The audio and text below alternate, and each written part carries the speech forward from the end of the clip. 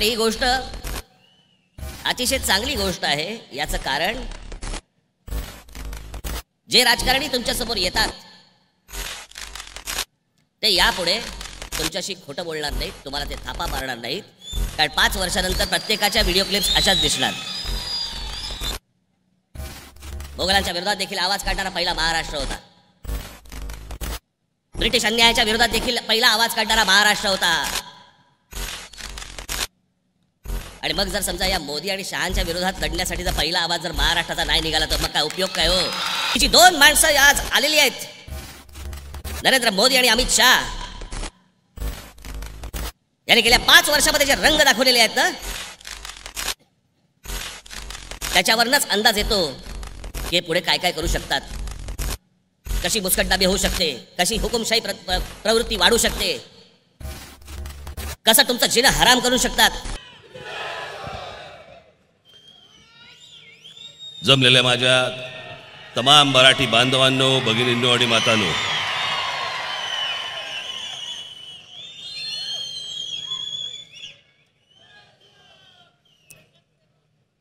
या गुढीपाडव्याच्या सभेपासून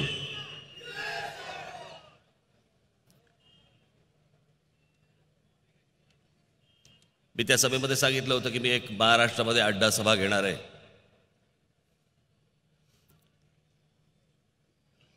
पण त्या सभेच्याच वेळेला थोडासा मला सर्दी खोकल्याने थोडा त्रास दिला, तो अजूनही आहे। मध्ये जर समजा भाषणाच्या मध्ये जर समजा मला काही खोकला वगैरे आला तर जरा मला माफ करा।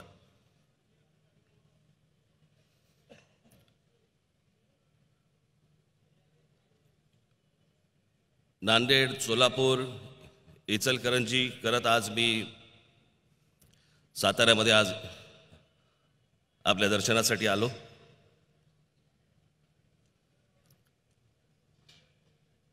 अजून माझ्या काही 5-6 सभा आहेत। पण त्या गुढीपाडव्याच्या सभेपासून मी जरा थोडंसं एक वेगळं तंत्र या राजकारणामध्ये प्रचाराच्या बाबतीत एक जरा नवीन तंत्र आणलं, ते म्हणजे नवीन स्क्रीन। आणि ही गोष्ट अतिशय चांगली गोष्ट आहे। याचं कारण जे राजकारणी तुमच्या समोर येतात ते यापुढे तुमच्याशी खोटं बोलणार नाहीत, तुम्हाला ते थापा मारणार नाहीत, कारण 5 वर्षानंतर प्रत्येकाच्या व्हिडिओ क्लिप्स अशाच दिसणार।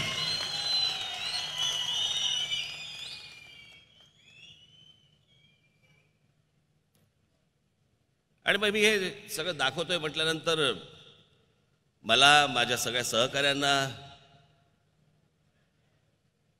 पक्षामधल्या इतर लोकांना इतक्या लोकांचे फोन सुरू झाले, इतक्या लोकांचे निरोप यायला लागले, राज ठाकरेंना ही क्लिप पाठवा, ती दाखवायला सांगा। म्हटलं एखादा झाला कुठतरी चित्रपटाचा ट्रेलर पण पाठवायचा मध्येच की आमचं प्रमोशन पण करून घ्या म्हणून।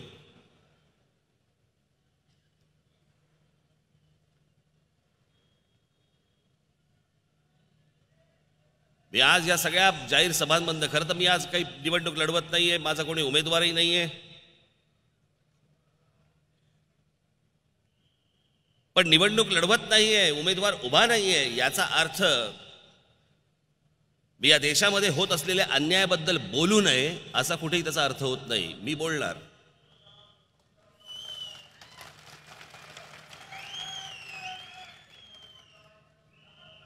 आवाज बंद करायला सांगा त्याला।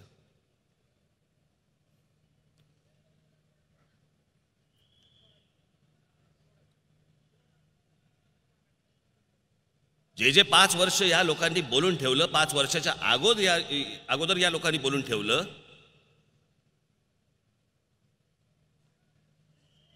ते मी चव्हाट्यावर मांडणार। मला एकाचा फोन आला आणि मी जे उत्तर दिलं ते मी मनापासून दिलेलं उत्तर आहे माझं। त्या पोलिसांना आवाज बंद करायला सांगा, पोचलोय म्हणा मी इथे।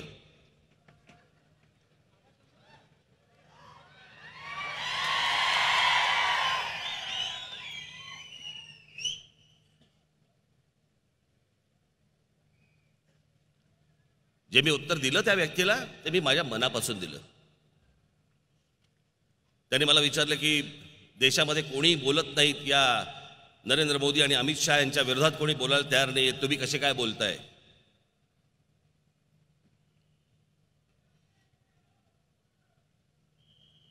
आणि याचे एकमेव कारण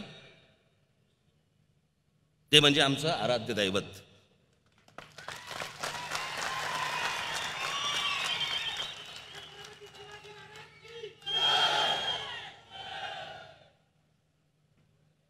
मी तुम्हाला एक किस्सा म्हणून सांगतो, प्रेरणा काय असते. आमच्या छत्रपतींचा मृत्यू हा 1680 साली झाला. औरंगजेबाच्या तावडीमधनं ज्यावेळेला महाराज तिथून आग्र्याहून निघाले, तेव्हा आमच्या महाराजांना मारण्यासाठी म्हणून औरंगजेब तिथून आग्र्याहून निघाला, महाराष्ट्रामध्ये आला.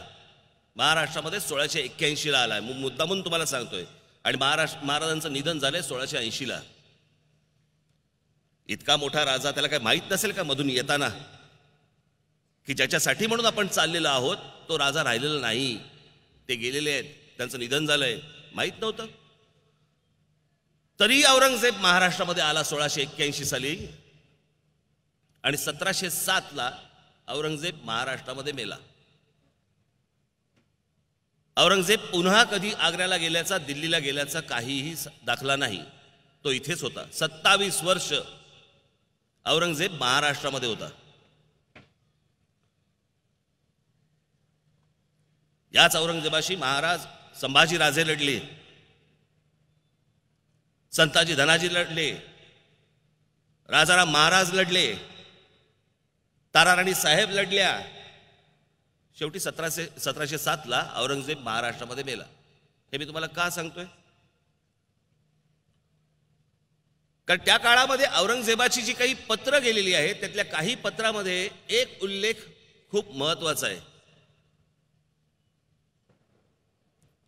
आणि त्याच्यात औरंगजेब असं म्हणतो की शिवाजी अजून मला छळतोय. ही संभाजीराजे जे लढत होते, संताजी धनाजी जे लढत होते, राजाराम महाराज जे लढत होते, ताराराणी साहेब ज्या लढत होत्या, ती जी प्रेरणा आहे ती या 3 अक्षरामध्ये होती, शिवाजी.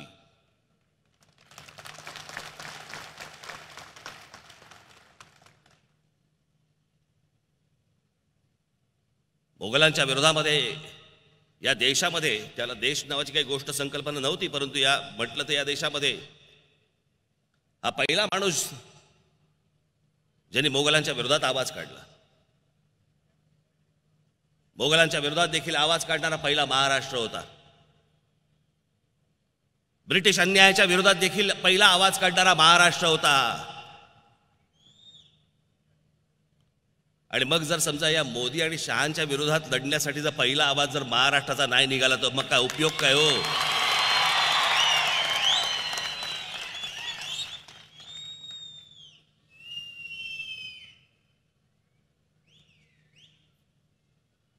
ही तीच प्रेरणा आहे. या देशावरचा अन्याय सहन करायचा नाही.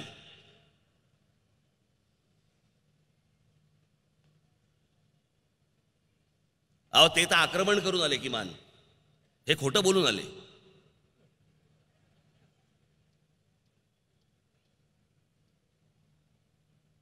आणि मला सतत भीती या गोष्टींची आहे. मी ऐतिहासिक संदर्भ दाखला मी मागच्या वेळेला एकदा कधीतरी माझ्या सभेमध्ये दिला होता, माझ्या कुठच्यातरी मेळाव्यामध्ये मी दिला होता.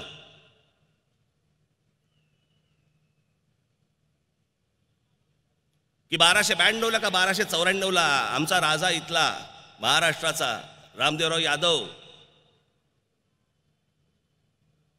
देवगिरी किल्ला अल्लाउद्दीन खिलजी आला आणि आमचं राज्य गेलं. आमच्या राजाची राजकन्या अल्लाउद्दीन खिलजी पळवून घेऊन गेला. 1292-94 सालापासून हा महाराष्ट्र जो अंधारामध्ये गेला, कुठपर्यंत अंधारामध्ये गेला? जोपर्यंत आमच्या शिवछत्रपतींचा जन्म होत नव्हता तोपर्यंत अंधारामध्ये होता. कारण काय? कारण एकच, महाराष्ट्र बेसावध राहिला, आमचा राजा बेसावध राहिला. मी आज जो प्रचार सभा घेतोय, मी जो आज महाराष्ट्राच्या समोर येतोय, ते फक्त एकच सांगण्यासाठी येतोय, बाबांनो बेसावध राहू नका.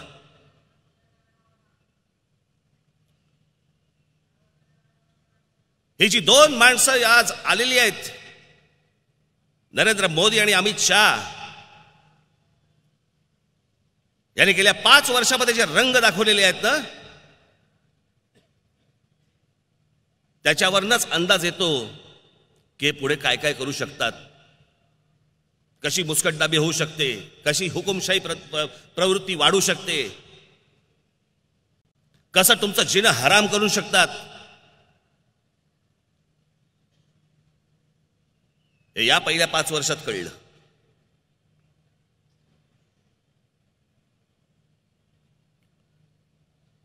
कोण मेले, कोण जगले, कोणाशी काही सुखदुःख नसलेली ही माणसं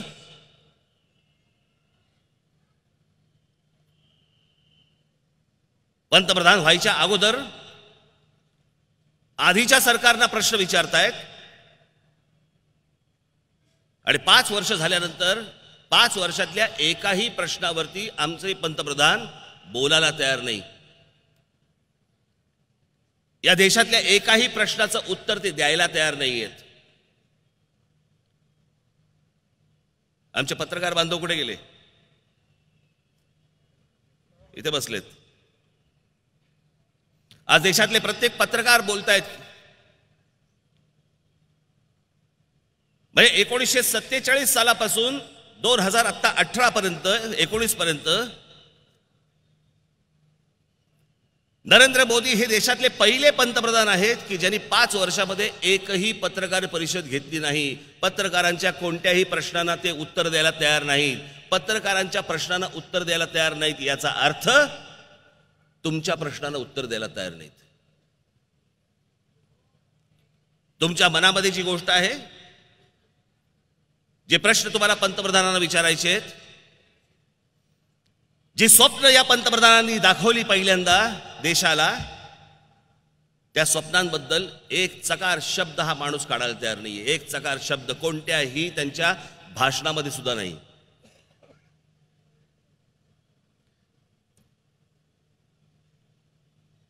या देशातल्या तरुणांना सांगितलं आम्ही तुम्हाला रोजगार देऊ, दर वर्षाला 2 कोटी रोजगार देऊ. दर वर्षाला 2 कोटी रोजगार, याचा अर्थ 5 वर्षाला 10 कोटी रोजगार. 10 कोटी रोजगार याचा अर्थ प्रत्येक घरामध्ये जर 4 माणसं पकडली, साधारणपणे 20 कोटी जण, म्हणजे एवढी जण, इतकी कुटुंब या देशामधली उभी राहू शकतात. झालं काय? झालं उलट. या माणसाने एके दिवशी झटका आला म्हणून नोटा बंद केल्या.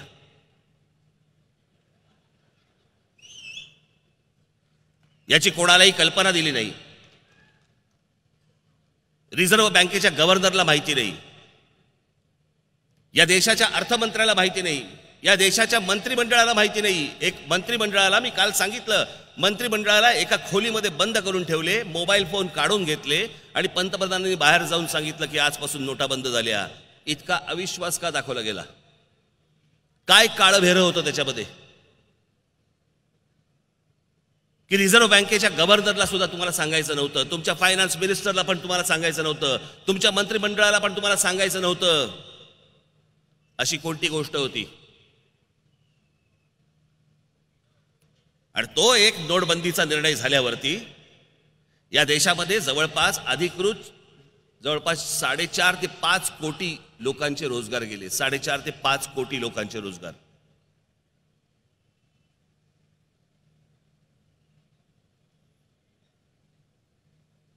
काय साध्य झालं?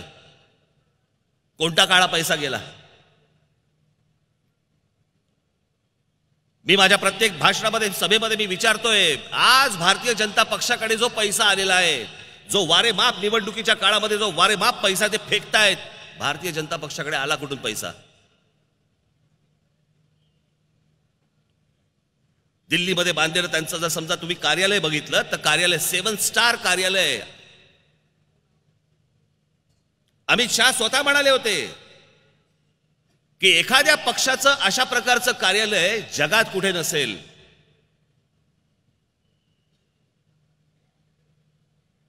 नोटबंदी झाली. नोटबंदीनंतर जवळपास वर्षभरामध्ये भारतीय जनता पक्षाचं 7 स्टार कार्यालय उभं राहतं.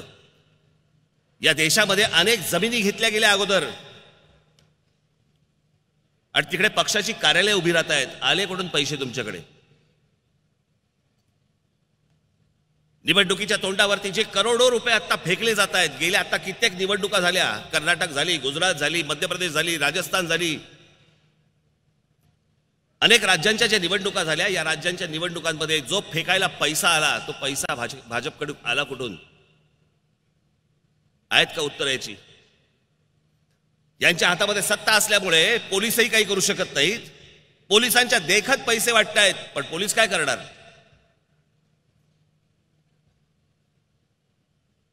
कोणाची कंप्लेंट करणार?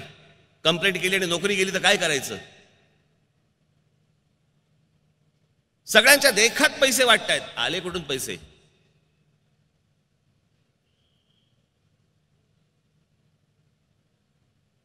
विरोधी पक्षामध्ये असताना यांनी सांगितलं होतं की जीएसटी आणू नका म्हणून. मनमोहन सिंगांना सांगितलं होतं जीएसटी आणू नका. स्वतः सत्तेमध्ये आल्यावरती जीएसटी आणला. आज देशामध्ये सगळे धंदे बसले. अहो, धंदा बसणं याचा अर्थ तिथे काम करणारा माणूस देखील बाहेर जाणं होतं.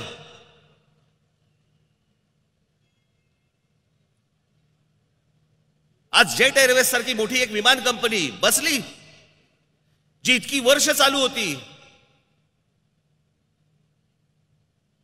बंद. अनेक कंपन्या बंद झाल्या. अहो, अनेक विषय असे आहेत की जे तुमच्यापर्यंत पोहोचलेच नाहीत, तुमच्यापर्यंत येऊच दिले नाहीयेत. या गेल्या 5 वर्षामध्ये सगळी अनेक विविध चॅनल्स, त्या चॅनल्सचे मालक, अनेक पत्रकार असे बंद करून टाकलेत. तुमच्यापर्यंत बातम्याच पोहोचवायच्या नाहीत. तुमच्यापर्यंत बातम्या गेल्याच नाही पाहिजेत. या देशात काय गोंधळ सुरू आहे हा तुमच्यापर्यंत येताच कामा नये. आणि म्हणून तुम्हाला इतके दिवस कळलं नाही, पण हा सोशल मीडिया जो आला ना, तो त्यांचाही बाप निघाला. घराघरापर्यंत या गोष्टी जायला लागल्या. मेक इन इंडिया असेल, स्टार्टअप इंडिया असेल, इतर सगळ्या जेवढ्या योजना या माणसाने सांगितल्या, जी स्वप्न दाखवली, तरुणांना दाखवली, तरुणींना दाखवली, माझ्या माता भगिनींना दाखवली,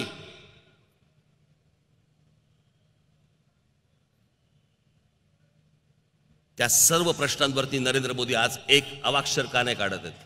त्याच्याबद्दल एक गोष्ट का नाही बोलत आहेत. आणि बोलतायत ते बोलतायत काय बोलतायत? पुलवामामध्ये झालेल्या हल्ल्याबद्दल बोलतायत, एअर स्ट्राईक बद्दल बोलतायत. का? तुम्हाला निवडणुकीच्या प्रचारासाठी हे माध्यम हवं होतं म्हणून तुम्ही हे घडवलं का? ही गोष्ट घडवली गेली का?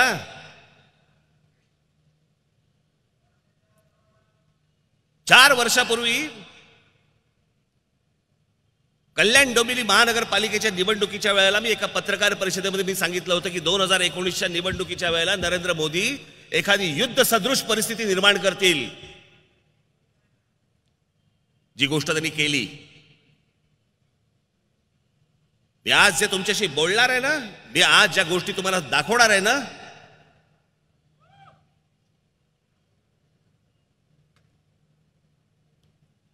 मी माझ्या गुढीपाडव्याच्या सभेमध्ये मी म्हटलं होतं की मी मध्यंतरी एकदा काश्मीरला गेलो आणि काश्मीरला गेल्यावरती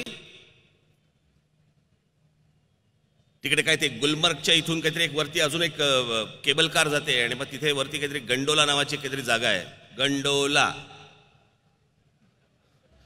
तुम्हाला वाटायचं मी मोदींबद्दल बोलतोय. गंडवला नाही, गंडवला नाही, गंडोला.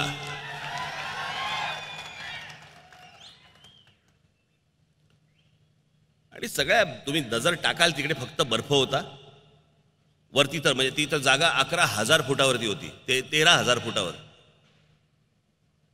13,000 फुटावरती तुम्ही बघाल तिकडे फक्त बर्फ होता. म्हणजे तुम्हाला सनग्लासेस घातल्याशिवाय तुम्हाला त्या बर्फाकडे बघता येत नाही. आम्ही ज्यावेळेला वरती तिथे पोहोचलो त्यावेळेला तिथे वरती त्या केबल कारच्या बाजूला एक 4 जवान उभे होते.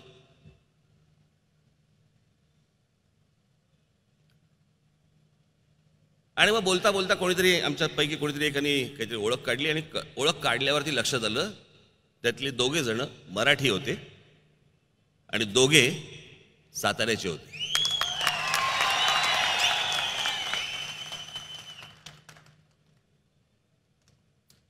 मग आम्ही त्यांच्याशी बोलत बसलो. बोलता बोलता मग त्यांनी सांगितलं की म्हणे आर्मीमध्ये या सातारा, सांगली, कोल्हापूर या सगळ्या पट्ट्यामधले प्रचंड मोठ्या प्रमाणावरती जवान आहेत. आणि मग थोड्या वेळाने त्यांचं काहीतरी खालून ते सगळं सामान आलं. 4 जण होते. एक 10 लोकांचं सामान त्यांनी असं अंगावरती घेतलं. काही डोक्यावर घेतलं, काही पाठीवर लावलं, काही खांद्यावर घेतलं आणि असे ते 4 जण चालले. मी त्यांना विचारलं, म्हटलं कुठे राहता, कुठे तुम्ही? खरंच सांगतो मी तुम्हाला, त्या सगळ्या अख्ख्या त्या पांढऱ्या याच्यामध्ये काही दिसतच नव्हतं. नुसते वरून डोंगर डोंगर डोंगर डोंगर फक्त एवढंच दिसत होतं. तर म्हटलं राहता कुठे रे तुम्ही? मग त्यातल्या एका जवानी मला सांगितलं ते लांब असं एक लांब कुठेतरी एक असा एक तंबू होता. मला बोलले आम्ही तिथे राहतो. मला बोलले म्हटलं एवढं लांब? तर ते बोलले हे काहीच नाहीये, इथे पुढे जोपर्यंत तुम्ही जाल ती काय खैबर खिंड त्याच्या अलीकडपर्यंत आपल्या देशाची बॉर्डर तिथपर्यंत असे अनेक तंबू आहेत म्हणे जिथे आपले जवान राहत असतात. -10 डिग्री, -5 डिग्री, -15 डिग्री काय राहत असतील, काय जेवत असतील. बंदुका घेऊन बसलेले असतात. त्या भागात तिकडनं कोणीतरी अतिरेकी येतात, तिथल्या इथेच ठार मारतात. या ज्या सगळ्या गोष्टी आहेत, हे जे सगळे जवान तिथे जे काम करत असतात,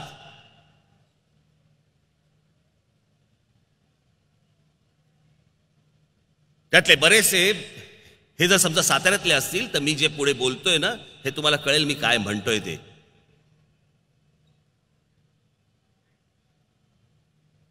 यांच्या मरणाचा राजकीय फायदा करून घेत आहेत आमचे पंतप्रधान.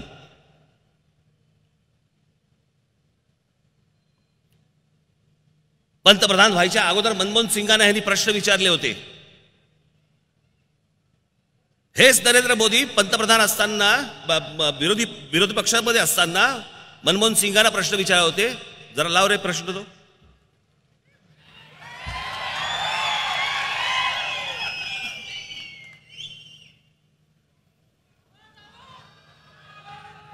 काय लावायचं?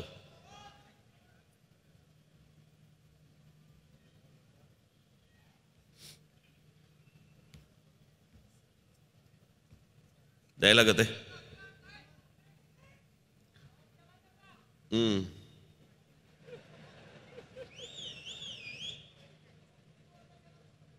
काय तू बोलतोय येऊन? 2 मिनिटात होईल ते.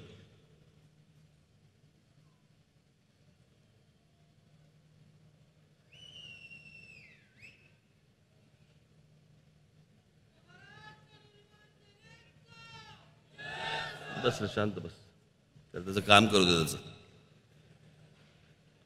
काय नाही लागत आहे.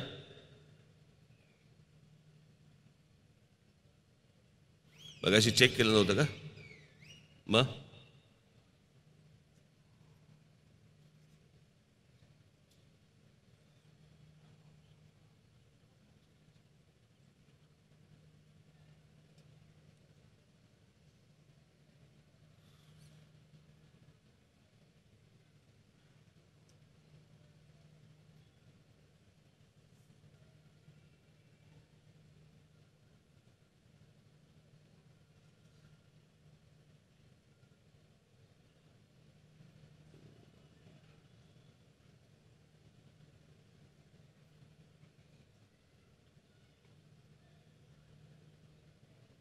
असो, लागेल ते.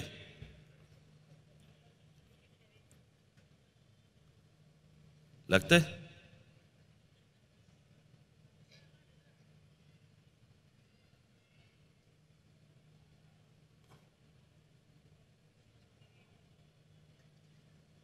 नहीं होते? घुसपैठ से आतंकवादियों के रूप में आते हैं, आतंकवादी घटनाएं करते हैं, भाग जाते हैं. प्रधानमंत्री जी आप मुझे बताइए, सीमाएं आपके हाथ में है, कोस्टल सिक्योरिटी आपके हाथ में है, बीएसएफ सेना सब आपके हाथ में है, नेवी आपके हाथ में है। ये विदेश से घुसपैठ के कैसे घुस जाते हैं, आतंकवादी विदेशों से यहां कैसे घुस जाते हैं, आप जवाब दीजिए। व्यवस्था आपके पास है, उनके पास जवाब नहीं था।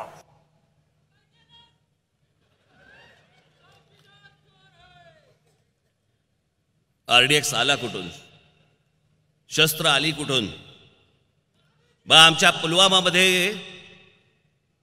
जे 40 जवान शहीद झाले,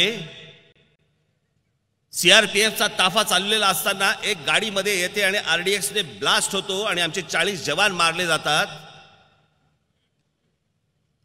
ते आरडीएक्स कुठून आलं याचं उत्तर पंतप्रधान नरेंद्र मोदी यांनी द्यावं।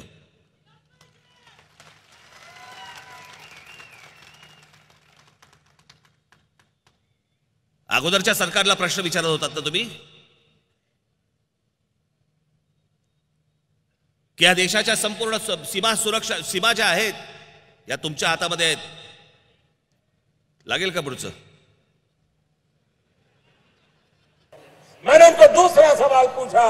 हमने कहा आतंकवादियों के पास धन आता है, हवाले से आता है, पूरा मनी ट्रांजैक्शन का कारोबार भारत सरकार के कब्जे में है, आरबीआई के अंडर में है, बैंकों के माध्यम से होता है। क्या प्रधानमंत्री आप इतनी निगरानी नहीं रख सकते कि ये जो धन विदेश से आकर के आतंकवादियों के पास जाता है आपके हाथ में है, राज्य उसमें कहीं बीच में नहीं आते, आप उसको क्यों नहीं रोकते हैं, क्यों नहीं पकड़ पाते हो? आप उसके लिए क्या करना चाहते हो?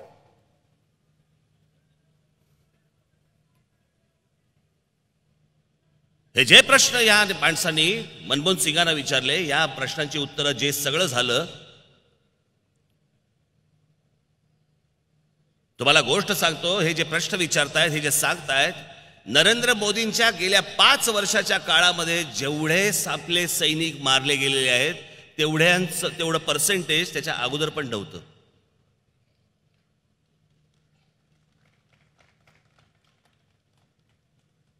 इतके सैनिक यांच्या काळात मारले गेलेत। मग निवडणुकीला अगोदर यायच्या अगोदर तुम्ही काय बोलत होतात? मनमोहन सिंगांना हे काय सांगत होते? लव लेटर भेजना बंद कर दो, वो 1 मारेंगे तो हम 4 मारेंगे। या विरोधी पक्षामध्ये असताना या सगळ्या गोष्टी बोलणारे हेच नरेंद्र मोदी सत्तेमध्ये आल्यानंतर काय बोलतायत, काय करतायत?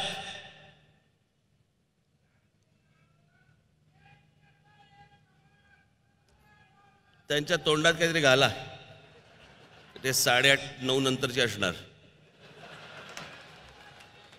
तिकडे बारपणा दिसतोच आहे मला जवळपास कुठेतरी।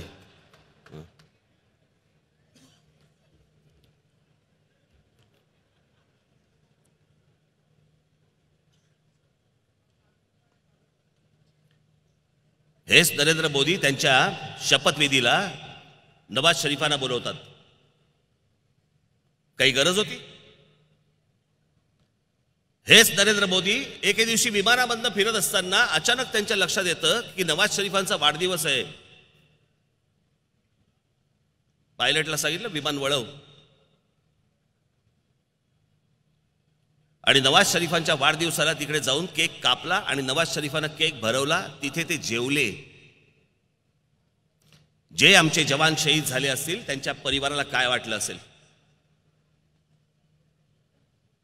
त्यांनी 1 मारला तर आम्ही 4 मारू म्हणणारे हेच नरेंद्र मोदी त्याच दुश्मन राष्ट्राच्या पंतप्रधानाकडे जाऊन तिकडे त्याला केक भरवताना जेव्हा फोटो बघितला असेल त्यावेळेला त्या जवान जे शहीद झालेत त्यांच्या परिवारातल्या लोकांना काय वाटलं असेल?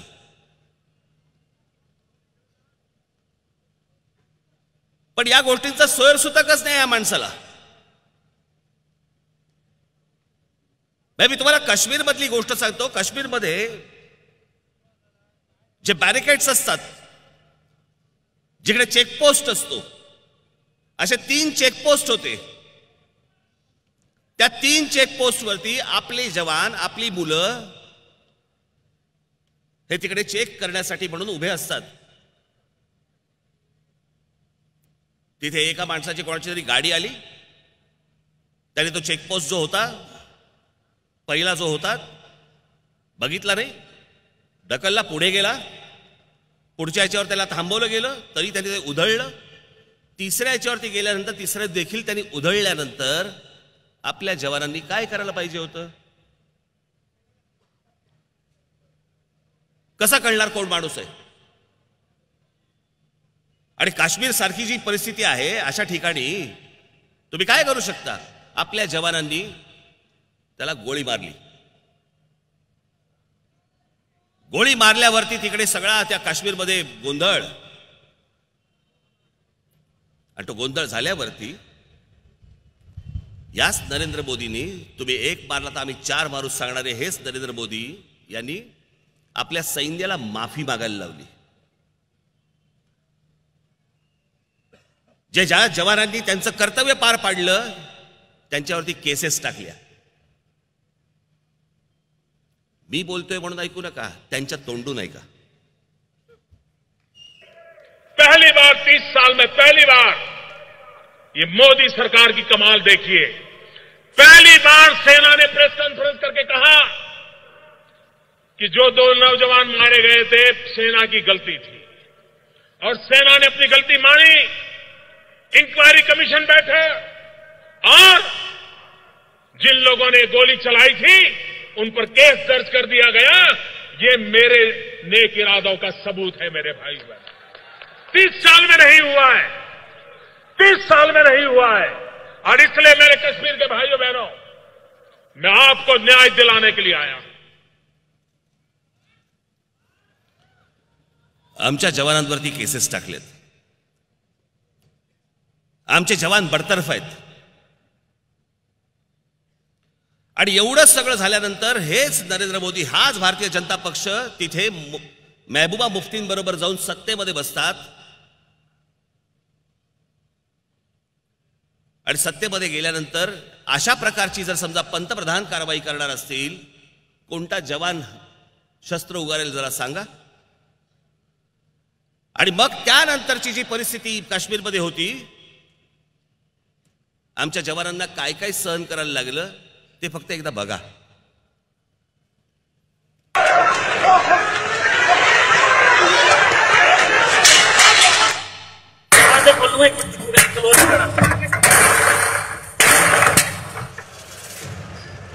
ही पोलिसांच्या गाड्या आहेत.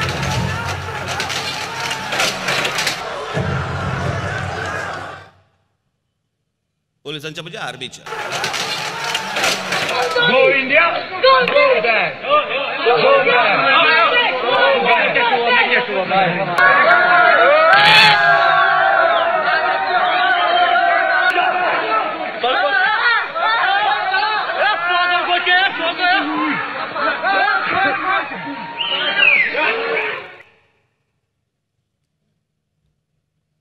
आमच्या जवानांवरती हात उचलतायत, आमच्या जवानांना मारतायत. आमचे जवान का हात उचलू शकत नाही? कारण केसेस पडतील, आम्हाला सस्पेंड केलं जाईल. आम्ही एखादी कारवाई केल्यानंतर आमच्या मागे सरकार उभं राहणार नाही. आणि म्हणून आमचे जवान मार खात आहेत.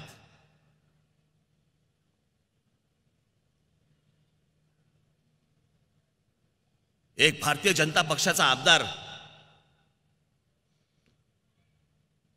परिचारिक नावाचा भाषण करताना, म्हणजे तो भाषण करताना जी माणसं हसली होती ना, त्या हसलेल्या माणसांचे देखील मला लाज वाटते, शरम वाटते. इतकं घाणेरडं वक्तव्य आमच्या जवानांबद्दल केल्यावरती भारतीय जनता पक्षाने त्याला बाहेर नाही काढलाय. तो अजूनही भारतीय जनता पक्षाचा आमदार आहे, आजही आहे. तो त्याच्या भाषणामध्ये आमच्या जवानांच्या कुटुंबियांबद्दल काय बोललाय ते एकदा ऐका. रावतलं कोण? पंजाब मधला सैनिक, तो असतो बॉर्डरवर, आणि त्याची बायको इकडे बाळंतीण होती. त्याला तार येते, तुझ्या बायकोला मुलगा झाला, वर्षभर तो काही गावाकडे गेलेला नसतो. तिथं प्रेम वाटतो. लोक म्हणतात काय झालं, काय झालं? ते म्हणतो मला पोरगा झाला. आपलं सगळं राजकारण.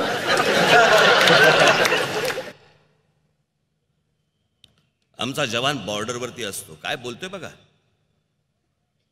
आणि त्याच्या बायकोला इथे मूल होतं, तो वर्षभर इथे फिरकलेला नसतो. मग इथून कळतं की त्याला मुलगा झाला आणि मग तो तिकडे पेढे वाटतो. तो इथे वर्षभर आलेलाच नसतो. जे सरहद्दीचं संरक्षण करतायत, आमच्या देशाचं संरक्षण करतायत, अशा जवानांबद्दल वक्तव्य करणाऱ्या माणसं ही भारतीय जनता पक्षाची आमदार आहेत. आजचं ताजं उदाहरण दाखवतो तुम्हाला. आजचं ताजं उदाहरण. आज अकलूजला नरेंद्र मोदींची सभा झाली आणि त्या सभेत नरेंद्र मोदींच्या व्यासपीठावरती हाच माणूस परिचारिक उभा आहे. हाच मोदींच्या बरोबर उभा आहे.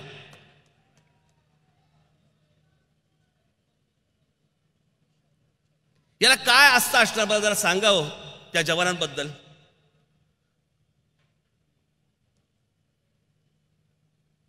या नरेंद्र मोदी या माणसाला तरी काय मला जरा सांगा. हाच माणूस आमच्या जवानांची तुलना आम्ही माझ्या प्रत्येक सभेमध्ये दाखवतोय. माझे काही व्हिडिओ हे रिपीट जरी झाले तरी होऊन देत, सतत आतमध्ये जाऊ देत. ते हे भाषण कदाचित टेलिव्हिजनवरती लोक बघत असतील, त्यांनी काल पण पाहिलं असेल. होऊ देत, जाऊ देत, सतत जाऊ देत डोक्यामध्ये. हे विसरू नका मी जे दाखवतोय ते.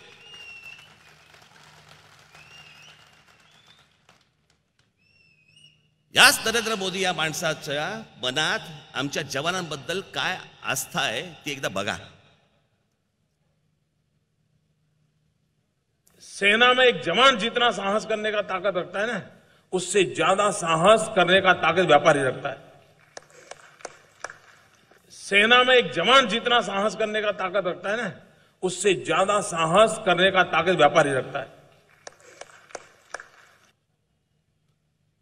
जवानापेक्षा साहस करणारा म्हणजे व्यापारी असतो. व्यापारी व्यापाऱ्याचं काम करतो. पण याच आमच्या जवानाबद्दल यांच्या मनात काय आहे हे सगळं बाहेर कळतं.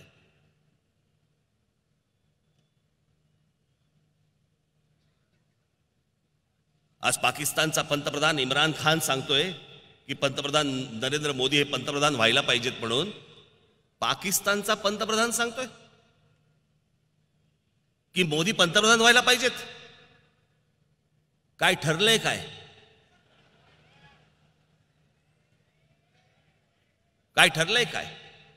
असं मी वाक्य आजपर्यंत कधी ऐकलं नाही. या देशाचे इतके पंतप्रधान होऊन गेले, परंतु पाकिस्तानच्या कुठच्या पंतप्रधानांनी सांगितलं नाही की आम्हाला हा पंतप्रधान पाहिजे. काही शर्ट घ्यायला चाललाय का?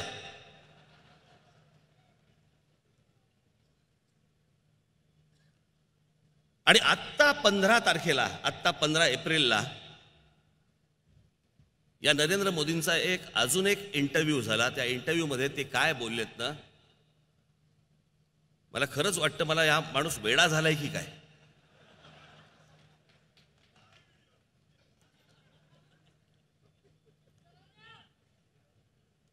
5-7 सेकंदाचा आहे, पण त्यातली जी वाक्य आहेत ती आपण ऐका. की त्याच्यामध्ये ते म्हणतायत की आत्महत्याग्रस्त शेतकऱ्यांचा राजकीय मुद्दा होऊ शकतो, मग शहीद जवानांचा मुद्दा का नाही होऊ शकत? पंतप्रधान विचारतायत. लाव. किसान मरे तो चुनाव का मुद्दा, लेकिन जवान मरे तो चुनाव का मुद्दा नहीं. ये कैसे हो सकता है? किसान मरे तो चुनाव का मुद्दा, लेकिन जवान मरे तो चुनाव का मुद्दा नहीं. ये कैसे हो सकता है? या सगळ्या वक्तव्यांनंतर आमच्या असं लक्षात येतंय की पुलवामा घडवलं की काय, आमचे 40 जवान ठार मारलेत की काय. तुम्हाला निवडणुकीचा प्रचार करण्यासाठी तुम्हाला इतर कोणतेही विषय नको होते, कुठच्याही प्रश्नांची उत्तर द्यायची नव्हती, म्हणून हे सगळं घडवलं गेलं की काय. आणि सध्या तरी दिसतंय तसंच. या पुलवामा नंतर एअर स्ट्राईक केला.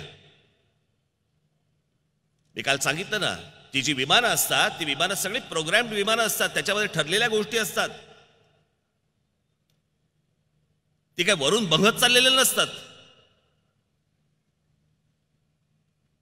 कोल्हापूर गेलं, कराड गेलं, सातारा आलं.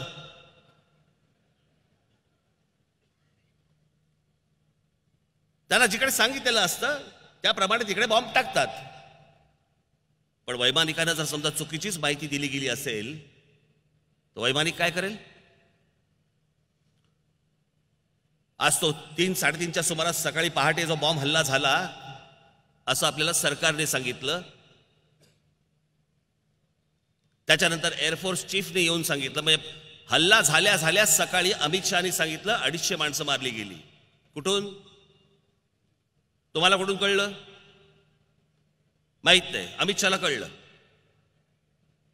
नंतर एअरफोर्सचे आमचे चीफ त्यांनी पत्रकार परिषद घेतली आणि पत्रकार परिषदेमध्ये त्यांनी सांगितलं की आम्हाला किती माणसं गेली काय गेली आमच्या हातात नसतं, आम्हाला माहीत नसतं, कारण आम्हाला ते कळत नाही.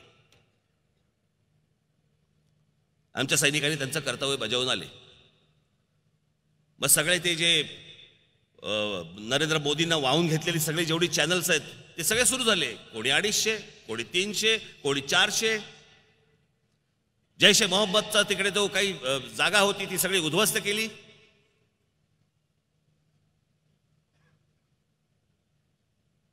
काय काय गोष्टी सांगितल्या गेल्या त्यावेळेला. आत्ता 10 दिवसापूर्वी जगभरामधले अनेक काही अँबॅसेडर्स, काही वेगवेगळ्या वर्तमानपत्रांचे आणि चॅनलचे पत्रकार हे बालाकोटला जाऊन आले आणि त्या बालाकोटला तिथे त्या ज्या तो काय जैश ए मोहम्मदचा का कोणाचं तरी काहीतरी ते म्हणाले त्याप्रमाणे दर्गा, तिथे मुलं शिकतायत.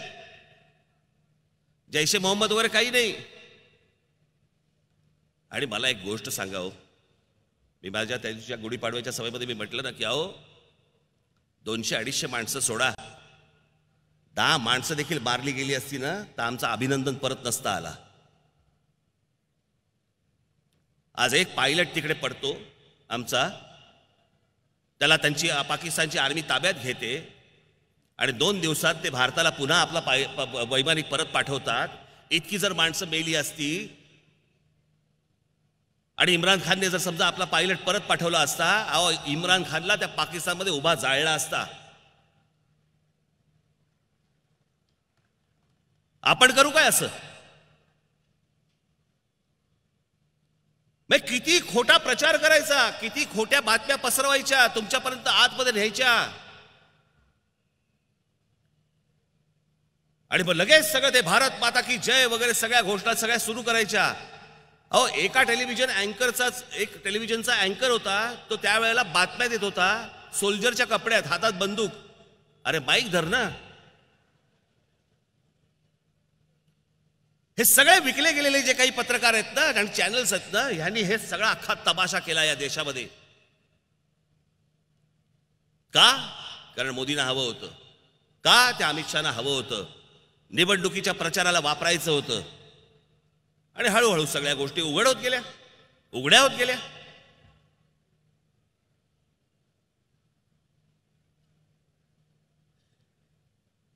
हा पुलवामाचा बॉम्बस्फोट जेव्हा झाला, आमचे 40 जेव्हा जवान शहीद झाले, काय तारीख होती हो? तारीख काय होती? 14 फेब्रुवारी, बरोबर ना? 14 फेब्रुवारी. आमच्या देशातले 40 जवान मारले जात आहेत.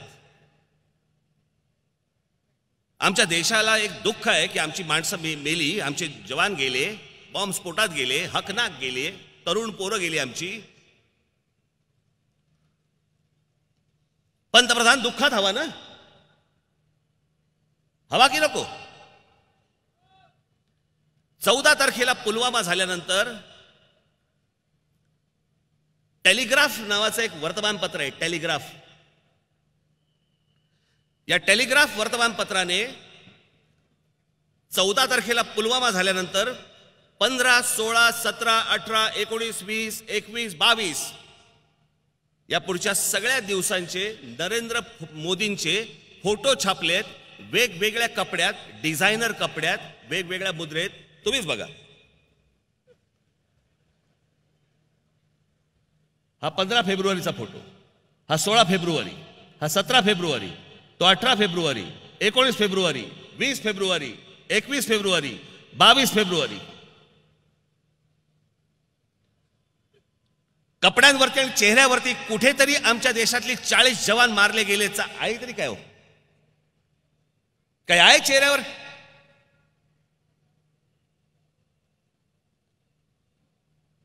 हा आमचा पंतप्रधान, ज्याला या देशाशी सुख दुःख नाही, आणि एवढं सगळं झाल्यावरती हा माणूस कोरियामध्ये एक अवॉर्ड घ्यायला गेला. जसं नोटबंदी झाली, ज्या दिवशी नोटबंदी केली नरेंद्र मोदींनी, त्याच्या दुसऱ्या दिवशी बरोबर नरेंद्र मोदी जपानला गेले एक अवॉर्ड घ्यायला. इथे देश रांगेमध्ये उभा, 100-125 माणसं या रांगेमध्ये मेली. का नोटा बंद केल्या ह्याचा अजूनही कोणाला थांग पत्ता लागलेला नाही, पत्ता नाही त्याचा.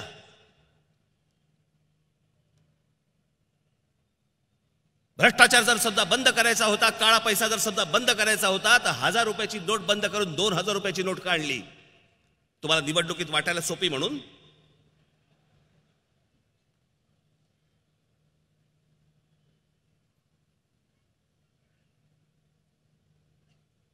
शेतकऱ्यांचं अजून काही झालेलं नाही, त्यांची कर्जमाफी होत नाहीये. आज गेल्या 5 वर्षामध्ये मी केवळ निव्वळ फक्त तुम्हाला महाराष्ट्रातला आकडा सांगतोय, महाराष्ट्रातला आकडा. गेल्या 5 वर्षामध्ये महाराष्ट्रामध्ये 14,000 शेतकऱ्यांनी आत्महत्या केल्या. 14,000.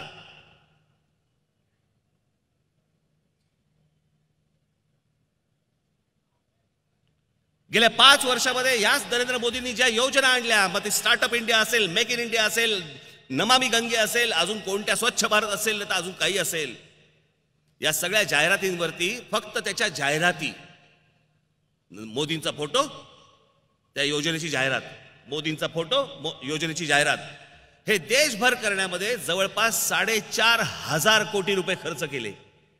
जाहिरातींवरती या माणसाने 4,500 कोटी रुपये खर्च केले.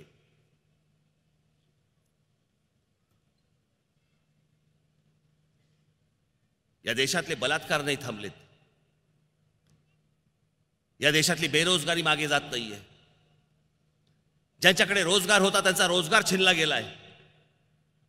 नवीन तरुण मुलं उभी राहत आहेत, नवीन तरुणी उभे राहत आहेत, त्यांच्या हाताला काम मिळत नाहीये, ते काम शोधतायत. आणि आमचा पंतप्रधान त्यावर एक चकार शब्द काढायला तयार होत नाहीये. आणि निवडणुकीच्या तोंडावरती जवानांच्या नावाने मतं मागतायत.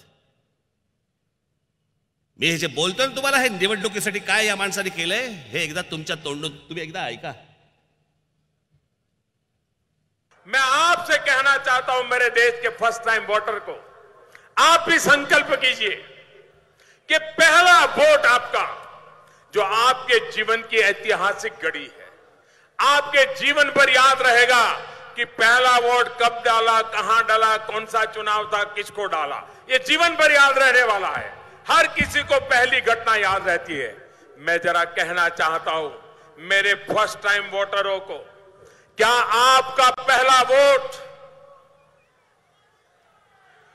पाकिस्तान के बालाकोट में एयर स्ट्राइक करने वाले वीर जवानों के नाम समर्पित हो सकता है क्या? मैं मेरे फर्स्ट टाइम वोटर से कहना चाहता हूं कि आपका पहला वोट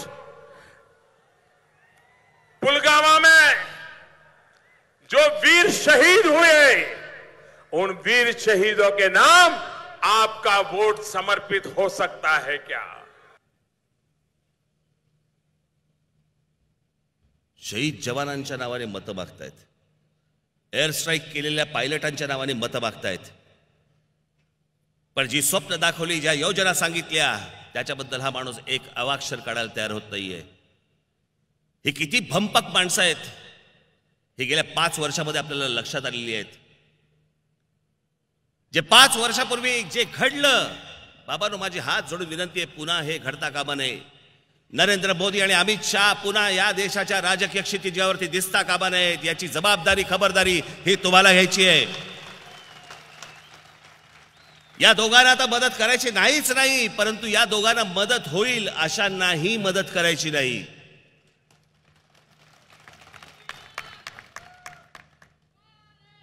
आज फक्त ही तुम्हाला 2 माणसं, ही 2 माणसं हे या देश संपवणार. मी काल म्हटल्याप्रमाणे हे ह्यांच्या डोक्यामध्ये सगळं ते ॲडॉल्फ हिटलरचं सगळं सुरू आहे. ॲडॉल्फ हिटलरने देखील याच पद्धतीने काम केलं होतं. तो पण रेडिओवर बोलायचा. हे पण महिन्यातनं रेडिओवर बोलायला लागले. हे मी खोटं नाही सांगत आहे. त्यांच्या योजना आणि त्याच्या सगळा त्याचा प्रपोगंडा करण्यासाठी, त्याच्या सगळ्या काय म्हणतो त्याचा विचार पसरवण्यासाठी त्यांनी पण फीचर फिल्म्स काढल्या, जर्मन फिल्म्स काढल्या, यांनी पण फिल्म्स काढल्या. आता हे सगळं उरी बिरी वगैरे सगळं सुरू आहे ना. आता निवडणुकीच्या तोंडावरती त्यांना ते मोदी पिक्चर आणत होते आणि मग मग काहीतरी इलेक्शन कमिशनरने सांगितलं की नाही आता ते काही काढता येणार नाही वगैरे वगैरे. इलेक्शन कमिशनर नाही, इलेक्शन कमिशनर यांच्या खिशात. यांना कळलं लोक जाणार नाहीत बघायला. पिक्चर पडला तर काय करायचं म्हणून थांबवला.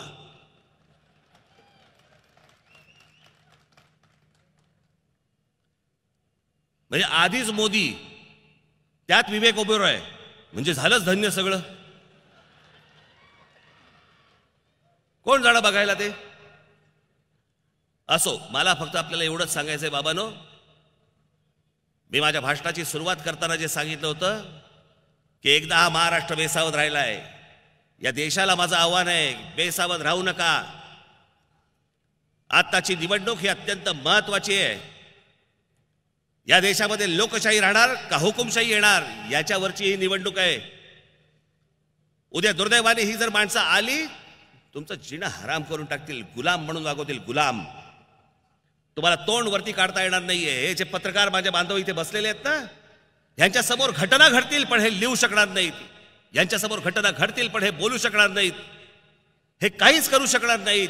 अशी परिस्थिती या देशाची होऊ नये असं जर समजा प्रत्येकाला वाटत असेल तर बाबांनो, आपण नीट व्यवस्थित विचार करा आणि ही माणसं पुन्हा राजकीय क्षितिजावरती दिसणार नाहीत. एवढं फक्त आपण कर्तव्य बजवावं, एवढंच सांगण्यासाठी म्हणून आज राज ठाकरे आपल्या समोर आला. आपण सर्वजण इतक्या मोठ्या संख्येने इकडे उपस्थित राहिला त्याबद्दल मी अत्यंत आपला आभारी आहे. धन्यवाद. जय हिंद, जय महाराष्ट्र. आपणा सर्वांना विनंती आहे, राष्ट्रगीतासाठी आपण आपल्या जागेवरतीच उभं राहायचंय. राष्ट्रगीतासाठी आपण आपल्या जागेवर उभं राहावं.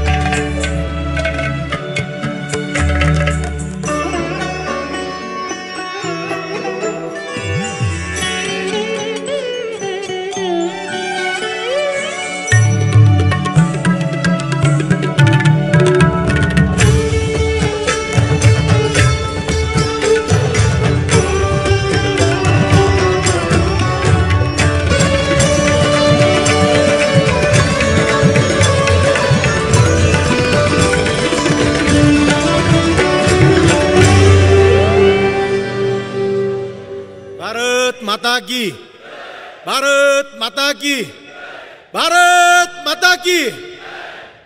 माझी सर्व बांधवांना विनंती आहे की इथे आलेल्या सर्व माता भगिनींना पहिल्यांदा जाण्यासाठी आपण सर्वांनी मार्ग करून द्यावा. धन्यवाद.